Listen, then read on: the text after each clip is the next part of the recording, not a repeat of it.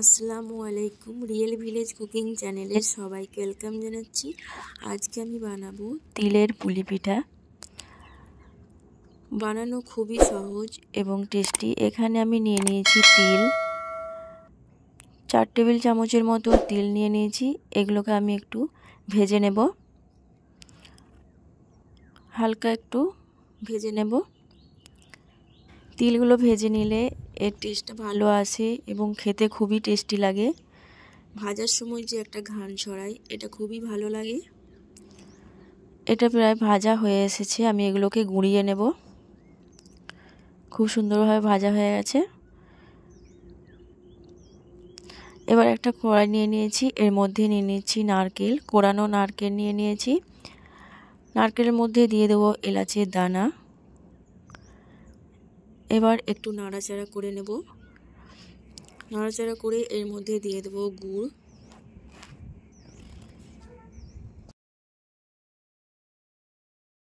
আমি এখানে 50 গ্রামের মতো গুড় দিয়ে দেবো। গুড় দিয়ে নারকেলের পুরটা আমি রেডি করে নেব।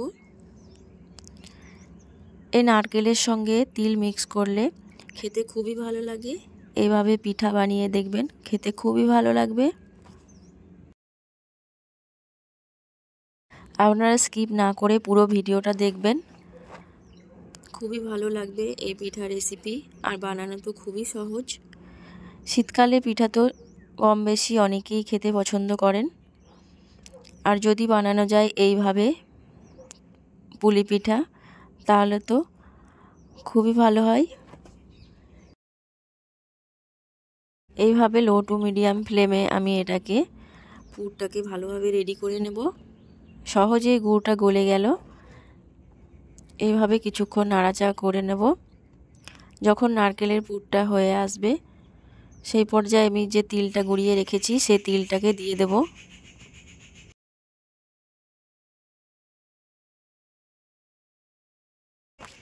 এটা এইভাবে আমি নাড়াচাড়া করে পুরটা রেডি করে নিলাম। এবার এখানে আমি যে তিলের গুঁড়ো করে রেখেছি, ভাজা তিলগুলো, সে গুঁড়ো দিয়ে দিলাম।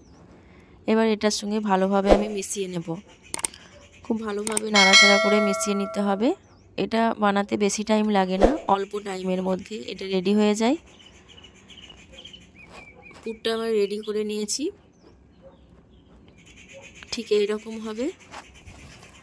এবার একটা কড়াই নিয়ে নিচ্ছি, কড়াইয়ের মধ্যে দিয়ে দিচ্ছি জল। কড়াইয়ের মধ্যে দিয়ে দিচ্ছি জল। আমি এখানে 1.5 বাটির থেকে একটু কম জল নিয়েছি। জল দিয়ে দিলাম। এর মধ্যে দিয়ে দিচ্ছি লবণ। লবণটা আপনারা টেস্ট অনুযায়ী দেবেন। আমি একটু ভালোভাবে মিশিয়ে নিলাম। জলটা যখন ফুটে আসবে, ভালোভাবে ফুটে যাবে, ঠিক সেই পর্যায়ে আমি দিয়ে দেবো এখানে চালের আটা। চালের আটা আমি নিয়েছি 1 বাটি পরিমাণ। চালের আটাটা দিয়ে আমি অনবরত নাড়াচাড়া করে মিশিয়ে নেব। এই টাইমটায় খুব ভালোভাবে নাড়াচাড়া করে মিশিয়ে নিতে হবে, নাহলে শুকনো শুকনো দলা বেঁধে যেতে পারে। এইভাবে আমি নাড়াচাড়া করে খুব ভালোভাবে মিশিয়ে নেব। এইভাবে অনবরত নাড়াচাড়া করে নিতে হবে। এটা খুব ভালোভাবে রেডি হয়ে গেছে। আমি একটা থালার মধ্যে নিয়ে নিয়েছি। এবার হাতের মধ্যে জল নিয়ে এই গরম থাকা অবস্থায় ভালোভাবে একটা ডো তৈরি করে নেব। এইভাবে হাতের মধ্যে জল নিতে হবে আর এইভাবে ভালোভাবে মিশিয়ে নিতে হবে। হাত দিয়ে ভালোভাবে থেসে থেসে এইভাবে আমি একটা ডো তৈরি করে নিয়েছি। এবার এর থেকে অল্প অল্প করে নেব, নিয়ে আমি লেচি কেটে নেব ছোট ছোট করে। আমার এই চ্যানেলে অনেক নতুন নতুন পিঠার রেসিপি আছে। আপনারা যদি নতুন হয়ে থাকেন, চ্যানেলটা সাবস্ক্রাইব করবেন এবং পাশে থাকা বেল আইকন প্রেস করবেন। এইভাবে রুটির মতো করে আমি একটা করে ডো নিয়ে এই পিঠের মধ্যে অল্প করে চালের আটা দিয়ে দিলাম, দিয়ে বেলে নেব রুটির মতো করে। এই দেখুন এরকম হবে।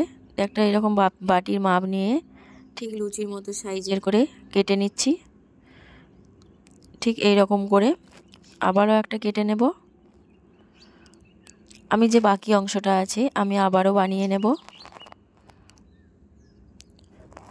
এরকম করে গোল করে কেটে নিতে হবে। এবার চারিপাশে আমি জল দিয়ে দেবো। চারিপাশে আঙুলের সাহায্যে আমি জল লাগিয়ে দিচ্ছি।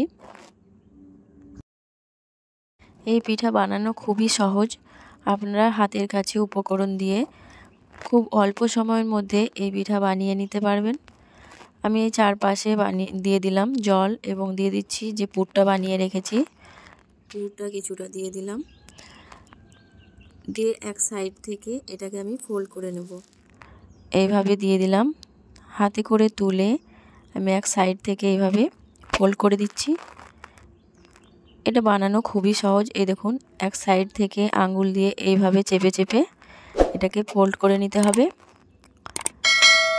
খুব সহজ এই রেসিপি বানানো। এই দেখুন, খুব সুন্দরভাবে একটা পিঠে রেডি হয়ে গেল। এই দেখুন, ঠিক একইভাবে আমি সব কটা বানিয়ে নেব। আপনাদের বোঝার সুবিধার জন্য আমি আবার একটা বানিয়ে নিচ্ছি। ঠিক একইভাবে আমি পুর দিয়ে দিলাম, হাতের মধ্যে তুলে এইভাবে আমি ফোল্ড করে নেব। এক সাইড থেকে এইভাবে আঙ্গুল দিয়ে চেপে চেপে দিতে হবে। এইভাবে এটা সহজেই সেট হয়ে যায়। এ দেখুন, খুব সুন্দরভাবে একটা আবারও পিঠা বানানো হয়ে গেল। দেখতে খুবই সুন্দর। ঠিক একইভাবে আমি সব কটা পিঠে বানিয়ে নেব। এবার এগুলোকে আমি হালকা করে ভেজে নেব। নিয়ে নিয়েছি একটা ফ্রাই প্যান, এর মধ্যে আমি পিঠাগুলো দিয়ে দিচ্ছি। ফ্রাই প্যানটা আমি লো টু মিডিয়াম ফ্লেমে গরম করে নিয়েছি।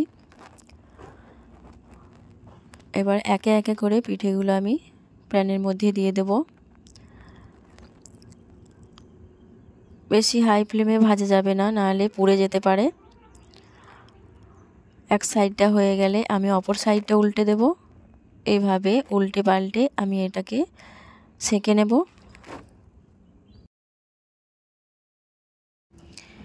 এই দেখুন, কালারটা একটু চেঞ্জ হয়ে এসেছে। আমি আবারও 2 মিনিট এটাকে উল্টে পাল্টে ভেজে নেব। এটা ভাজতে বেশি টাইম লাগে না।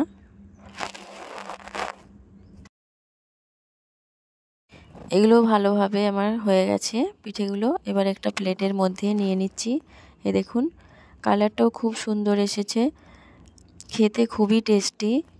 নারকেল এবং তিলের যে মিশ্রণ, পুরটা এটা খেতে খুবই ভালো লাগবে। মুখের মধ্যে দিলে এর একটা আলাদা স্বাদ আসবে, যেটা আপনাদের বারবার খেতে ইচ্ছা করবে। তাহলে দেখলেন তো কত অল্প সময়ের মধ্যে আমি এই পিঠা বানিয়ে নিলাম।